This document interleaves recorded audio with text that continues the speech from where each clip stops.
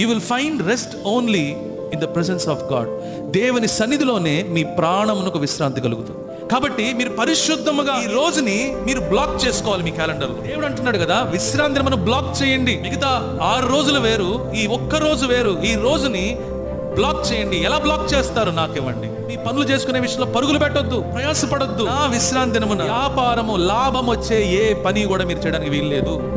డబ్బు వచ్చే ఏ పని కూడా మీరు చేయడానికి వీల్లేదు. నాకు ప్రతిష్ఠితమైన దినము అని ఆ రోజు మీరు ఎవరికి ఇవ్వాలి? దేవునికి మాత్రమే. దేవుడు చెబుతున్నాడు, ఎట్టి పరిస్థితుల్లో కూడా మీరు వ్యాపారం చేయడానికి వీల్లేదు. డబ్బులు ఎలా ఆర్జించాలి అని చెప్పి పరుగులు పెట్టడానికి వీల్లేదు. అక్కడికి ఇక్కడికి లాభాన్ని ఆర్జించడానికి, సంపాదించుకోవడానికి మీరు పరుగులు పెట్టడానికి వీల్లేదు.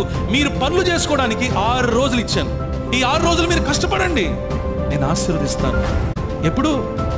నా విశ్రాంతి దినమును మీరు పరిశుద్ధముగా ఆచరించుట జ్ఞాపకం ఉంచుకున్నాం.